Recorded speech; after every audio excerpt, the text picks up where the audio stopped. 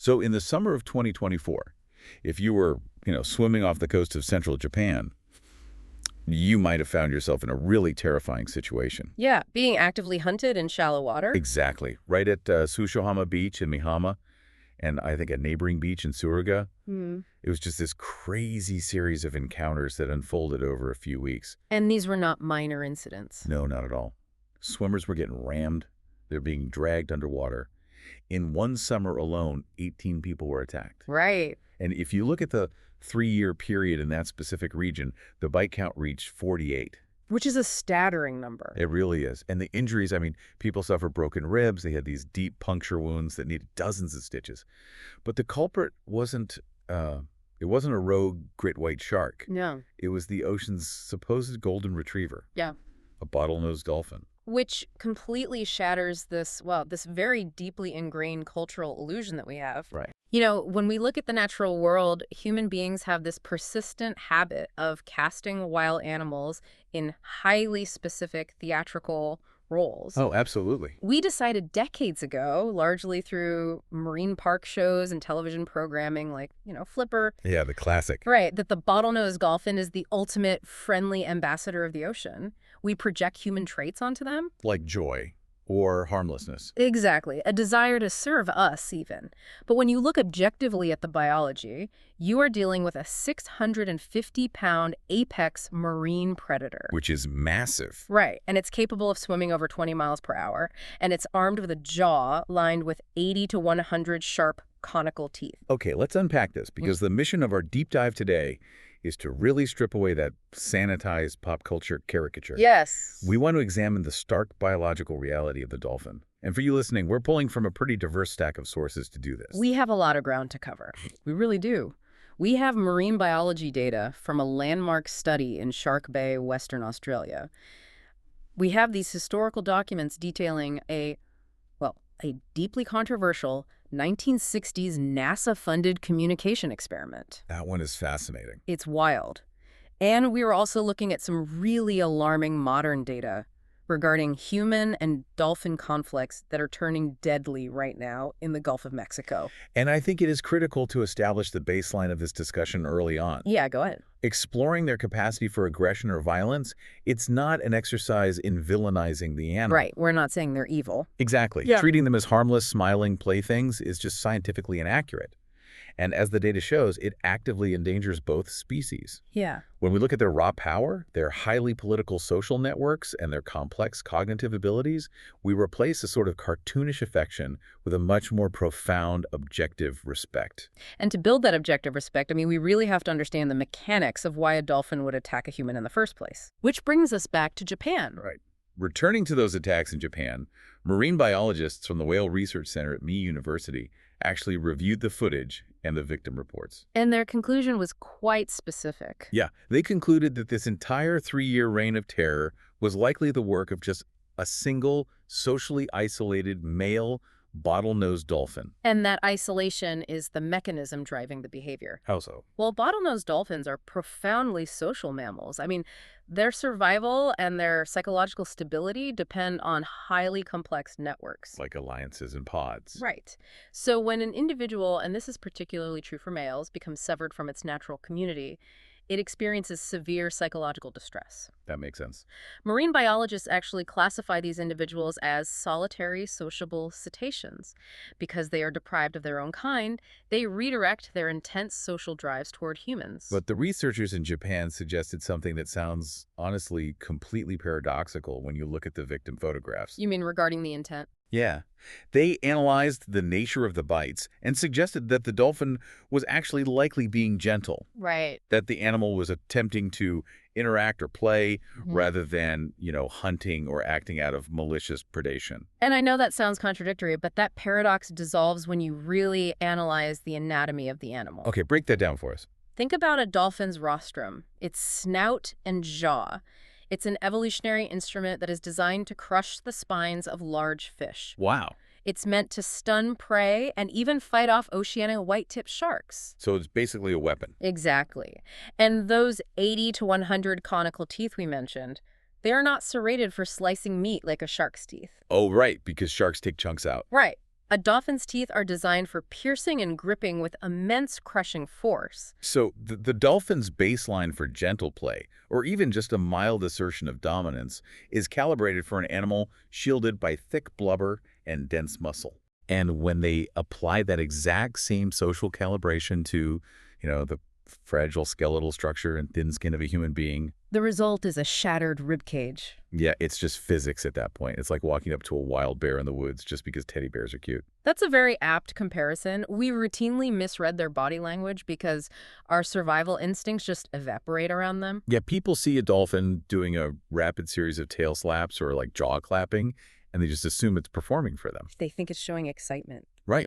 But this raises an important question about how our cultural conditioning blinds us to biological realities, because those are actually overt threat displays. Wait, really? Yes, a rapid tail slap or jaw clap in dolphin body language signals acute stress or irritation or an assertion of territorial dominance. Oh, wow. The sources highlight a whole spectrum of agonistic behaviors. They ram with the dense bone of their snouts, they headbutt, and they forcefully herd intruders away from resources. Which happens in the wild when humans encroach on feeding grounds, right? Right. Yes, and it is heavily documented in captivity, too. Oh, I'm sure. The chronic stress of confinement really exacerbates their frustration. Which means the aggression we see directed at humans is mostly a byproduct of unnatural circumstances. I mean, either isolation in the wild or confinement in a tank. Precisely. So if we want to understand how dolphins utilize aggression in their natural, undisturbed state, we have to look at what they do to each other. Which is not easy to observe. Right, because we can't observe them underwater 24 hours a day. Yeah. Scientists had to find a way to essentially read the aftermath of their interactions. And that takes us directly to the methodology used in Shark Bay, Western Australia. Yeah, let's talk about Shark Bay. The Shark Bay research, specifically this landmark 2005 study led by Aaron Scott, Janet Mann, and their colleagues, it is a masterclass in indirect observation. It's so clever. It really is. Now, Yeah. Shark Bay is this massive, shallow embayment, making it an ideal environment for long-term behavioral studies of the Indian Ocean bottlenose dolphin. But actually, quantifying conspecific aggression, aggression between members of the same species, that requires hard evidence. And you can't just watch them fight all the time. Right. So the researchers utilized tooth-rake marks. Yes. And I want to break down the biology of a tooth-rake for you listening, because it's completely different from the type of scarring you see on other marine animals. It's very unique. Yeah, like when a shark bites a dolphin, it leaves a deep crescent-shaped gouge that permanently alters the tissue. But when dolphins fight or assert dominance, they literally drag their conical teeth across the skin of their opponent. And it leaves these long, thin, parallel white lines. Exactly. But why do they look like that? The unique aspect here is the cellular healing process of the bottlenose dolphin.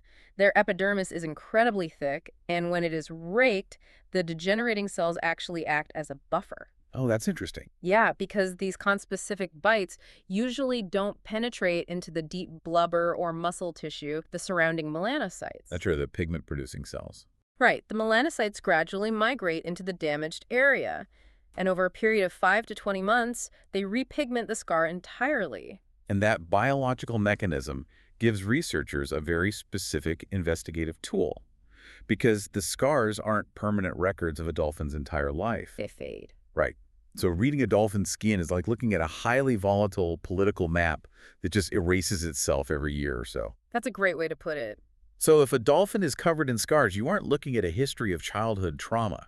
You are seeing hard evidence of who is engaged in violent conflict right now. And to map that violence, the research team conducted an exhaustive photographic analysis. How many photos are we talking about? They examined 649 high-resolution photographs covering 285 individual dolphins. Wow, that is meticulous. Highly meticulous. They systematically divided the dolphin's anatomy into 12 specific zones: the rostrum, the melon, the dorsal fin, the peduncle, the flukes, and so forth. And they mapped the scars on all of those zones. Yes. They categorized every single rake mark by its severity and, crucially, its recency. They looked for faint rakes, obvious white line rakes, and new rakes where the skin was actively broken and unhealed. And the baseline statistic from that photographic analysis thoroughly dismantles the peaceful utopia myth. It completely destroys it. Because out of the 285 wild dolphins studied, 83.1% had visible tooth-rake marks. 83%. So the vast majority of this population is actively engaged in physical agonistic interactions. It's just a fundamental feature of their daily existence. It is. But the data becomes deeply revealing when you separate the population by sex. Right. The sexual dimorphism in the scarring is just stark. Among the adult males, 98.4% exhibited tooth rakes. Almost all of them. Almost every single male. And the coverage across those 12 body zones was significantly more widespread compared to the rest of the population. And that aligns with what we know about the social architecture of male dolphins in Shark Bay, right? Absolutely. They operate in a multi-tiered hierarchy of alliances. Okay, explain these alliances. Well, you have first-order alliances, which are usually pairs or trios of males who form incredibly tight bonds. Okay. And then those small groups form second-order alliances with other pairs to attack rival factions or defend their territory. It sounds identical to the political structure of like a human syndicate or a mafia family. It really does function that way. You have your immediate crew, and then you have the larger family you call upon for a turf war. Mm-hmm. And that constant jockeying for dominance completely explains why the males are just covered in bite marks. But the most unsettling data points in the study actually center on the adult females. Yeah. This part was wild. The researchers divided the adult females into two biological categories. Right. You have the cycling females, meaning those who are currently fertile and capable of becoming pregnant. Yes. And then you have the non-cycling females, who are either already pregnant or actively nursing a calf. And the disparity between those two groups exposes the real mechanics of dolphin reproduction. What did they find? The researchers found that nearly 43% of the cycling females possessed new, actively broken skin wounds. Okay. But compare that to the non-cycling females, where less than 17% had new wounds. So the fertile females are absorbing a disproportionate amount of fresh physical violence. Exactly. The study actually utilizes a very specific clinical term to describe what is happening here. Sexual coercion. Yes. The males are not just fighting each other to impress the females, like birds showing off feathers. They are directing the violence at the females themselves.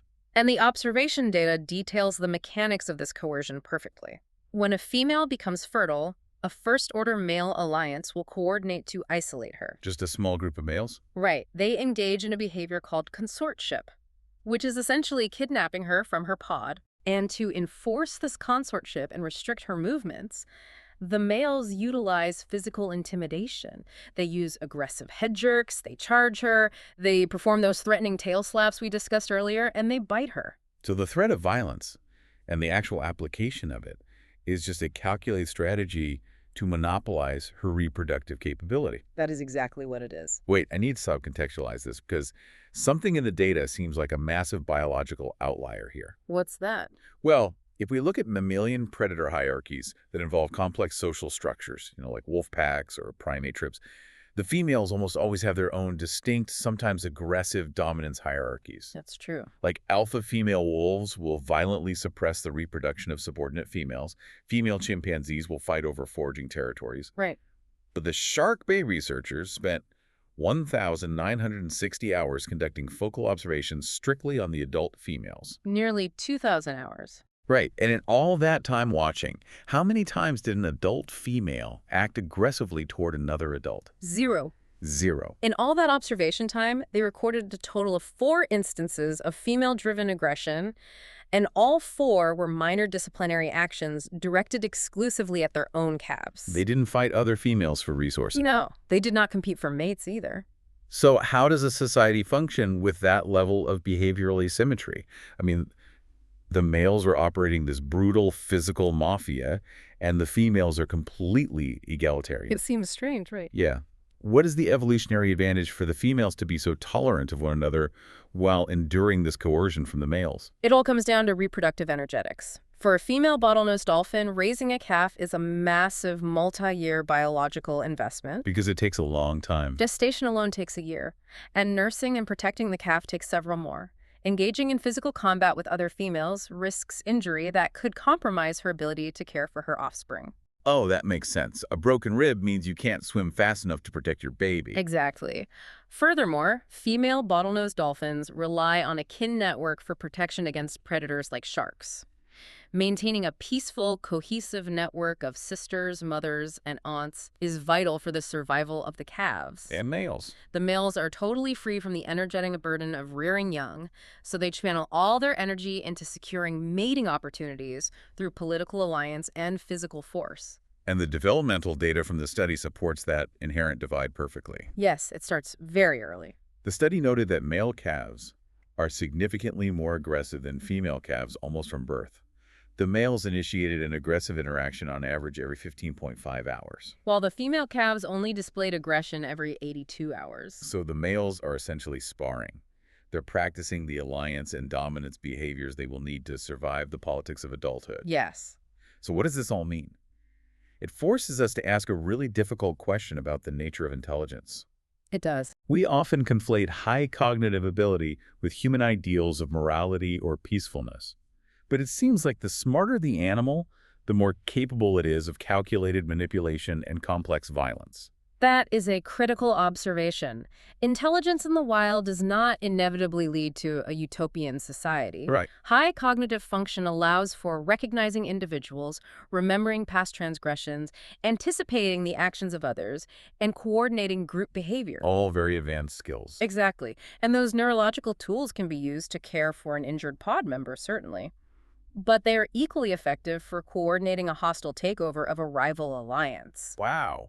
We see this Machiavellian intelligence in chimpanzees, and the shark bait data clearly demonstrates it in bottlenose dolphins. The problem is that taking this nuanced, sometimes grim scientific reality and communicating it to the public often ends in disaster. Oh, absolutely. Media outlets just struggle with biological complexity. If they aren't pushing the flipper the happy clown narrative, they swing to the absolute opposite extreme. They twist ecological data into sensationalized clickbait horror stories. Exactly. We have an incredible example of this from 2012, which was documented in a piece by Roy Greenslade for The Guardian. The media circus of 2012. It provides a perfect case study in how scientific literacy fails in the public sphere. What happened? Major international outlets, including the Daily Mail, The Telegraph, MSN, they published explosive headlines claiming that marine biologists had discovered that dolphins were, and I quote, exclusively gay or bisexual rapists. Which generated massive public outrage and, morbid fascination. Of course it did. But you look at the actual source material for those headlines, and it is a dense, incredibly dry academic paper authored by Dr. Bill Sherwin and Professor Richard Connor. A very serious piece of research. The paper was titled, let me make sure I get this right, A Novel Mammalian Social Structure in Indo-Pacific Bottlenose Dolphins. Complex male-male alliances in an open social network. Quite a mouthful, but very accurate. Yeah, and this entire global media frenzy was sparked by the journalists completely misunderstanding a single standard ecological term from that paper. The term was bisexual philopatry. Right. Bisexual philopatry. And to understand the absurdity of the headlines, you just have to break down the etymology and the ecological application of the term. Okay, let's do it. Philopatry is derived from Greek. Philo means love or tendency toward, and patry means fatherland. Okay, so love of the fatherland. Right. In biology, philopatry describes an animal's tendency to remain in, or routinely return to, the specific geographic area where it was born. And bisexual, in this strictly ecological context, has absolutely zero connection to sexual orientation or sexual behavior. None whatsoever. It simply denotes that the trait applies to both sexes. Precisely. Bisexual philopatry literally means that both the male dolphins and the female dolphins share the behavioral trait of staying near their natal neighborhood. Right, their hometown. And the ecological advantage of this is profound. Shark Bay is a complex topography of seagrass beds and deep channels. An animal that stays in the environment it knows intimately is far more efficient at hunting and avoiding predators. But wait, if both the males and the females stay in the exact same neighborhood, doesn't that create a massive risk of genetic bottlenecking and inbreeding? Yes, it would normally. Because in most mammalian species, one sex gets kicked out of the pack, specifically to diversify the gene pool, right? They do. But the dolphins mitigate the inbreeding risk through their open social network. Yeah. While they remain in their general home territory, they regularly interact with and mate with individuals from passing pods or overlapping territories. But they get the new genes that way? Right. But the scientific mechanics of gene flow were entirely lost in the media translation. Yeah, the journalists saw the word bisexual, they combined it with earlier research observing male sexual coercion, and they just fabricated a narrative. They applied human concepts of sexual identity and violent human criminality directly to wild animals. It's like a game of scientific telephone, where a dull academic term gets run through a tabloid filter until it sounds like a true crime podcast. It really is. The scientists actually had to release public statements, completely exasperated, explaining that they were talking about geographic habitat preferences, not a dolphin crime wave. But if we connect this to the bigger picture, it highlights how desperate we are to project our own societal frameworks onto these animals. Yes, exactly. When we aren't projecting our desire for a peaceful, joyful ocean companion, we project our darkest societal fears, like organized sexual violence. In both cases, we are just holding up a mirror to ourselves. We refuse to let a dolphin just be a dolphin. And the media misinterpreting a Latin term, well, it is embarrassing, but it is ultimately harmless to the animals themselves. Right. The dolphins don't care what the Daily Mail says about them. Exactly. The true danger arises when highly funded, highly educated individuals project human traits onto dolphins and attempt to literally force the animal into a human framework. And when anthropomorphism is taken to its absolute extreme in a laboratory setting, the results are catastrophic. Which brings us to the 1960s. Yes. Here's where it gets really interesting and, frankly, heartbreaking. The 1960s NASA-funded communication experiment. This is a wild story. It is. This is the story of a neuroscientist named Dr. John Lilly, a young researcher named Margaret Howe-Lovett, and an adolescent bottlenose dolphin named Peter. And to understand how this experiment even happened, you really have to understand the scientific zeitgeist of the Cold War era. Right, set the stage for us. So in the late 1950s and early 60s, Dr. John Lilly was a highly respected neuroscientist. He had done pioneering work mapping the pain and pleasure pathways in the brains of monkeys. Okay. But his focus shifted dramatically when he began examining the neuroanatomy of cetaceans.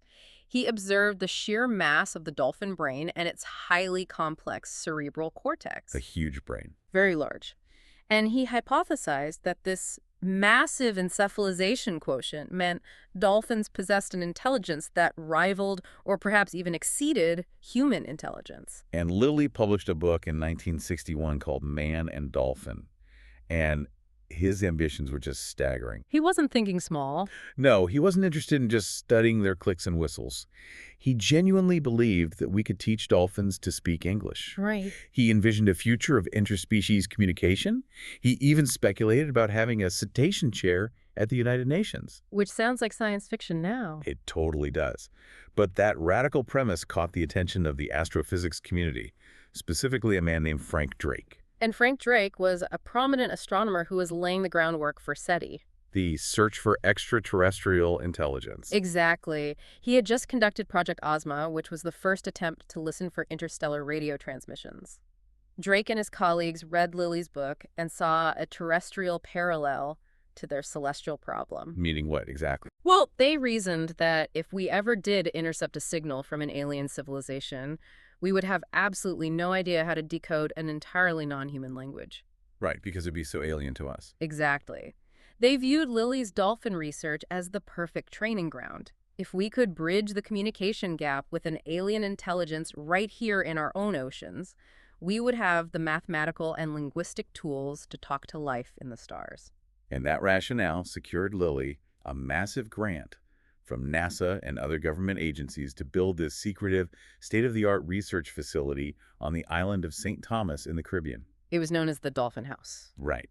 And in 1964, a 20-year-old local woman named Margaret Howe-Lovett volunteered at the lab. Now, she had no formal academic training in marine biology. None. But she possessed this intense, intuitive connection with animals. So she was quickly hired and assigned to work with 3 dolphins. But she focused primarily on a young, sexually maturing male named Peter. And Margaret recognized a fundamental flaw in the lab's traditional methodology right away. What was the flaw? Well, you cannot teach a complex language to a subject if you only interact with them during scheduled office hours. Right, like 45 minutes a day isn't going to work. Exactly. She hypothesized that for Peter to truly grasp English, he needed total immersion. He needed to be spoken to the way a mother speaks to an infant, constantly and in context. So what did she do? To achieve this, she proposed a radical alteration to the dolphin house. She convinced Dr. Lilly to let her fully waterproof the upper floors of the facility. Yes. They sealed the doors, they built customized barriers, and they literally flooded the indoor living quarters and the balcony with 2 feet of seawater. Which is an incredible commitment. Unbelievable. For 3 straight months, 6 days a week, Margaret lived essentially as an aquatic mammal. She slept on a bed suspended over the water. She did her paperwork at a desk hanging from the ceiling. She and Peter ate together, they played together. And they conducted rigorous, twice-daily speech lessons where she literally tried to teach him to mimic the syllables of the phrase "Hello, Margaret" through his blowhole. Her dedication was absolute, without a doubt. But the experiment was fundamentally compromised by the biological reality of the subject. Because he was a teenager. Exactly. As the Shark Bay data illustrated, adolescent male bottlenose dolphins are driven by intense hormonal urges and physical social dominance. And Peter was completely cut off from the complex pod dynamics, the sparring, and the aggressive alliance building that would naturally occupy an adolescent male in the wild. He was isolated in a flooded room with a single human companion. The inevitable result was that Peter became sexually aggressive and constantly aroused. Yes. He would relentlessly rub himself against Margaret's legs and feet, which was completely derailing the communication lessons. It became a huge disruption. And the logistics of the lab made it incredibly difficult to transport Peter down to the lower sea pens to interact with the female dolphins every single time he became disruptive. It just wasn't practical. So, Margaret implemented a solution that, decades later, would become a massive sensationalized tabloid scandal.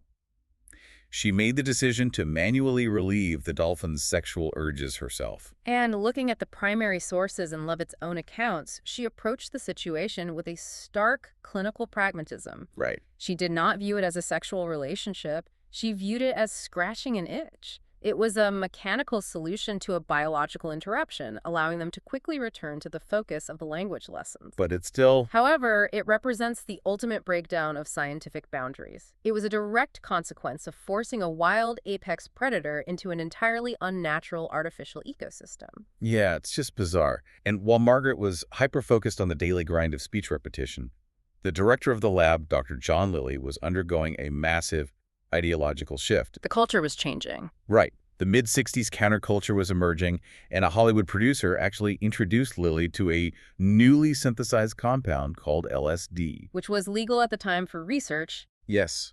At the time, LSD was still legal for a very small number of licensed neuroscientists to research. And Lilly basically transitioned from a rigorous clinician mapping brain pathways to a pioneer of psychedelic consciousness exploration. And Lilly's obsession with the drug quickly overtook the original parameters of the experiment. What did he do? He actually began injecting the other 2 dolphins in the lab, Pamela and Sissy, with LSD to observe the effects on their cognitive and vocal behaviors. This is horrifying. Margaret vehemently opposed the use of the drug, and she drew a hard line, successfully demanding that Peter never be injected. And Lilly actually respected her boundary regarding Peter. But the entire project was unraveling anyway. It was falling apart. The LSD experiments on the other dolphins yielded no profound breakthroughs in communication. The slow, repetitive, exhausting work of teaching English syllables lost its appeal to Lilly compared to, the rapid, mind-expanding experiences of the psychedelics. And by the fall of 1966, the government agency saw a lack of concrete progress. They saw the shifting nature of the lab's leadership.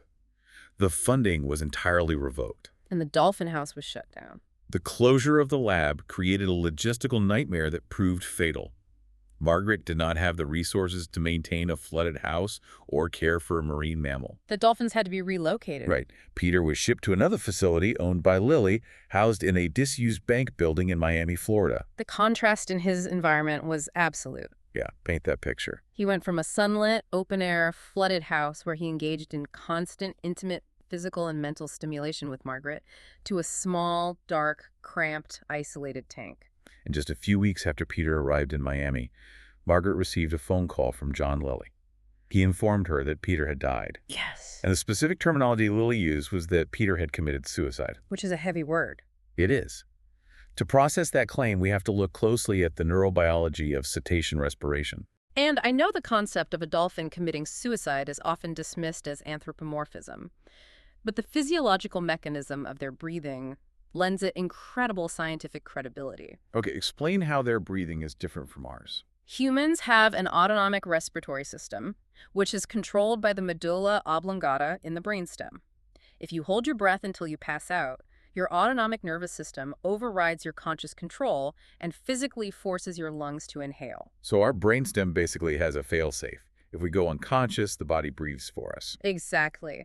But cetaceans do not possess that autonomic failsafe, and for a very specific evolutionary reason. Because they live in water? Right. They live their entire lives submerged in a liquid environment.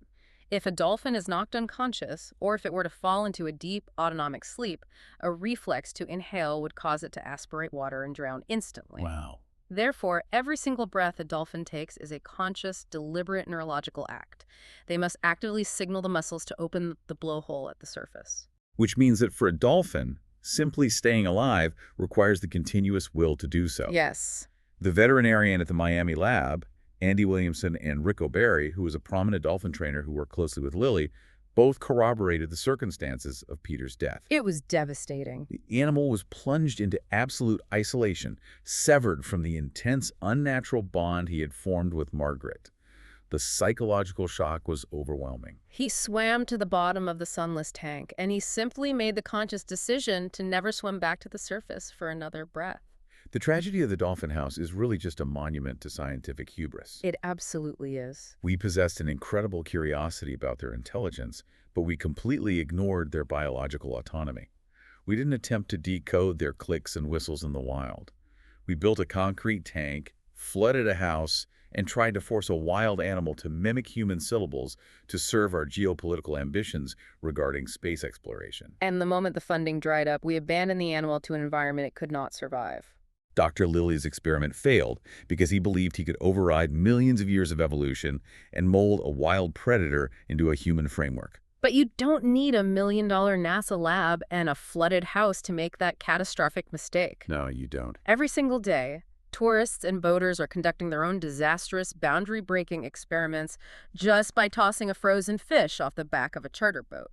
Which brings us to the modern crisis unfolding right now in the waters of the Gulf of Mexico. Let's talk about the Gulf. The Gulf of Mexico, particularly the Panhandle region stretching from Florida to Texas, provides a massive, shallow ecosystem rich in the fish populations that bottlenose dolphins rely on. But it is also a massive hub for commercial fishing and human tourism. Exactly.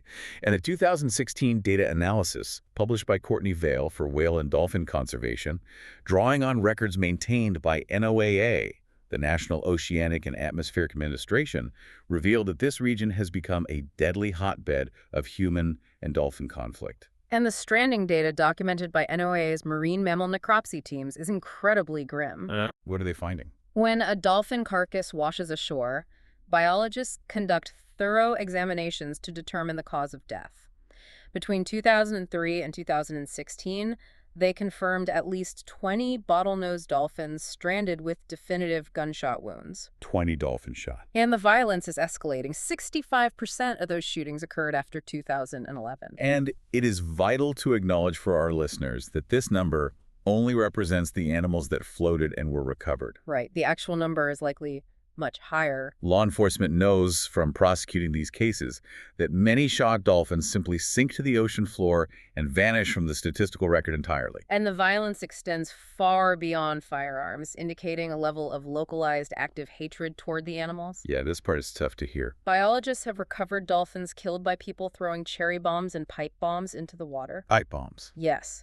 In 2014, in Cow Bayou, Texas, authorities found a dolphin that had been killed by two brothers using a compound hunting bow. Oh my God. Another was recovered with a hunting arrow in Orange Beach, Alabama. In 2012, near the Florida-Alabama border, a dolphin was discovered dead with a screwdriver violently lodged in its skull. A screwdriver?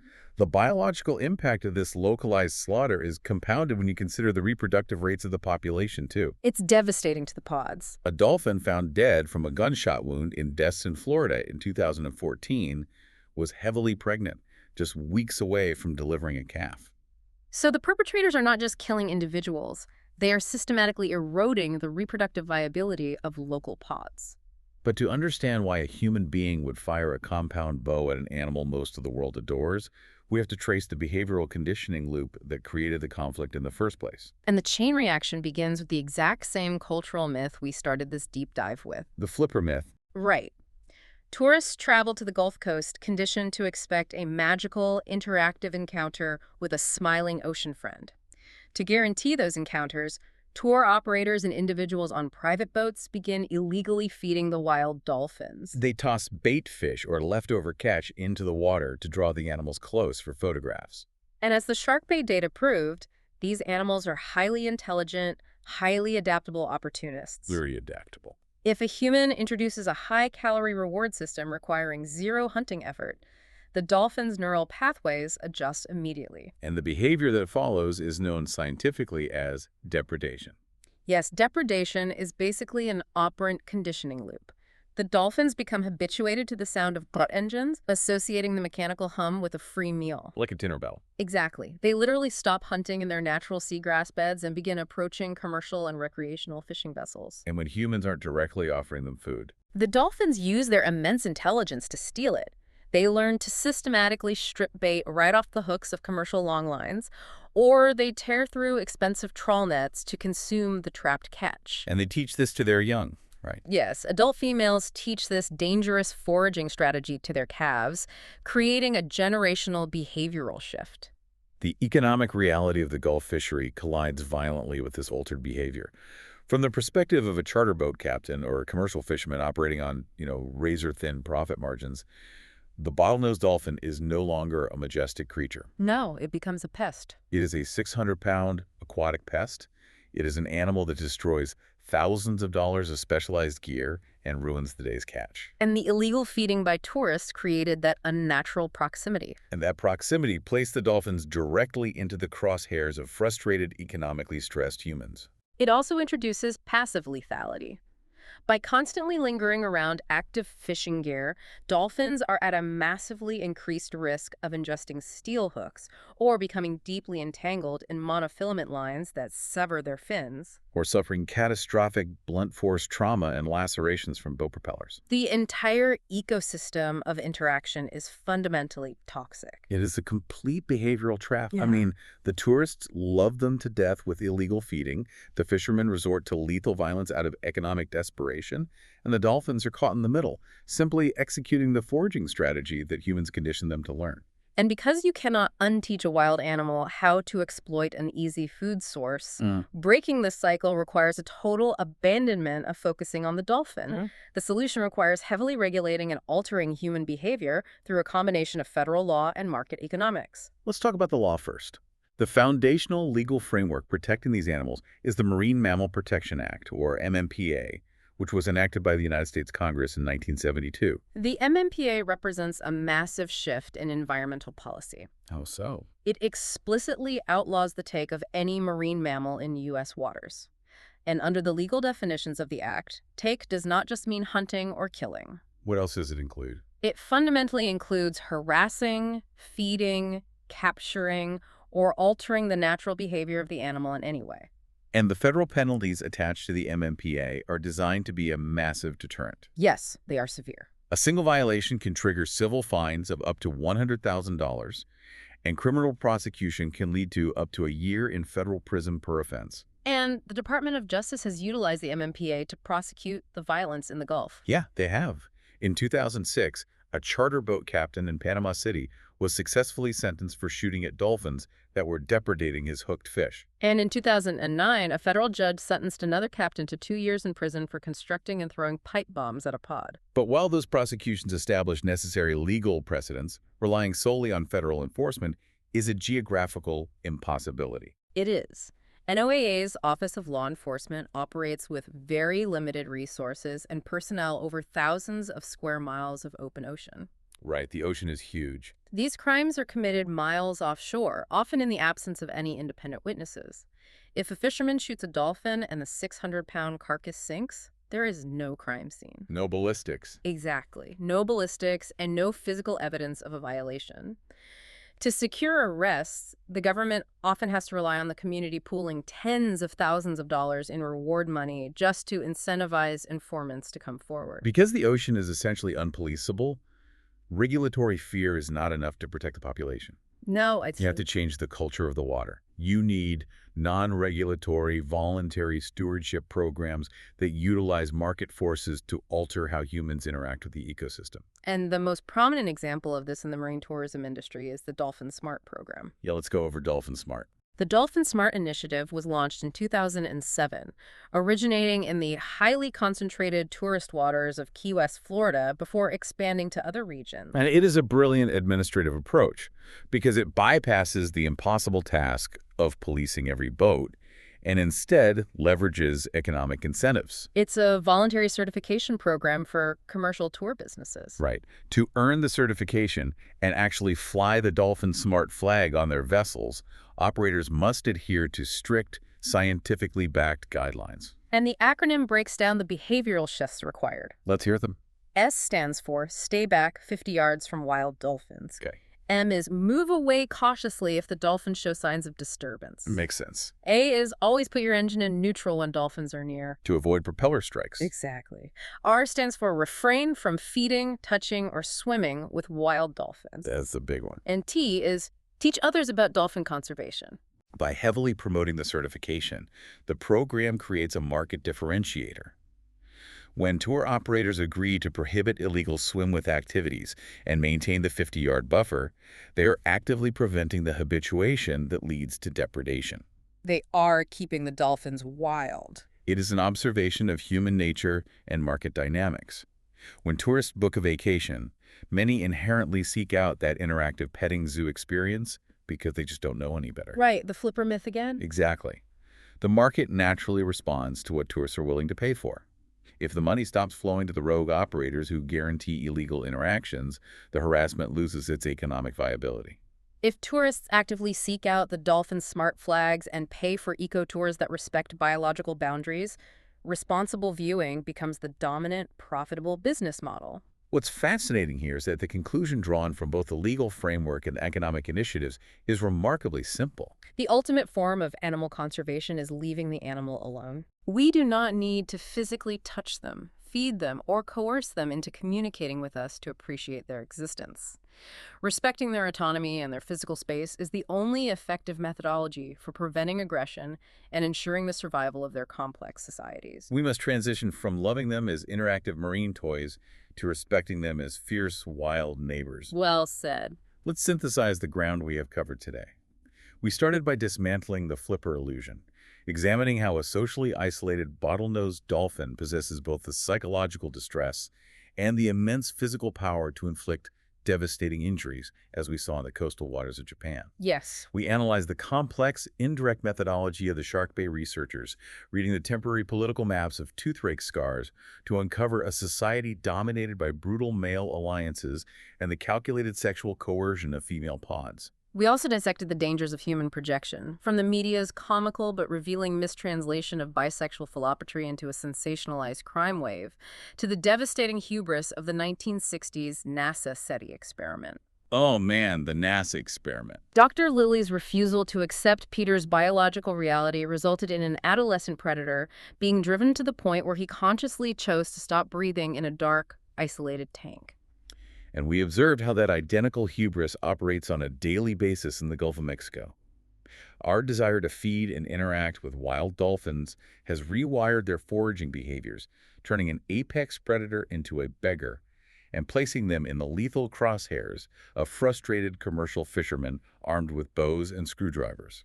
The true biological nature of the dolphin is infinitely more complex, politically sophisticated, and demanding of our distance than the grinning caricature society created. Acknowledging that profound complexity inevitably leads to a massive philosophical and legal question. It does. If we objectively recognize the data, if we accept that bottlenose dolphins possess immense cognitive architecture, that they maintain complex social networks, that they practice generational cultural transmission, and that they possess an emotional depth profound enough to suffer catastrophic psychological collapse from isolation, as Peter did, then how can the law continue to classify them merely as animals. You're talking about a paradigm shift beyond traditional animal cruelty statutes. Exactly. There is a rapidly growing, highly serious movement within ecological jurisprudence, arguing that highly sapient creatures, particularly cetaceans, should be granted a legal status known as non-human personhood. That would change everything. It would. Currently, the legal frameworks of the world, including the MMPA, treat dolphins either as the property of a marine park or as a wildlife resource to be managed by the state. But if they are self-aware, autonomous beings with distinct cultures, legal scholars argue they should be granted fundamental rights. We have seen attempts at utilizing writs of habeas corpus to free captive elephants and chimpanzees. If applied to dolphins, we would no longer view them as a natural resource, but rather as autonomous sovereign nations sharing the oceans of our planet. Entities possessing an inherent, legally defensible right to life, liberty, and bodily autonomy. The implications of that are staggering. It means that when we attempt to regulate the Gulf of Mexico or observe them in Shark Bay, we aren't just managing a fishery. We are fundamentally engaging in a form of interspecies diplomacy. It requires a total realignment of our place in the natural hierarchy. It really does. Next time you look out at the ocean, I hope the data we explored today allows you to see the water differently. I hope you realize that the famous permanent smile isn't a reflection of their joy at serving humanity. It is simply an anatomical illusion on the face of a brilliant, fiercely independent mind swimming just beneath the surface. Thanks for taking this deep dive with us.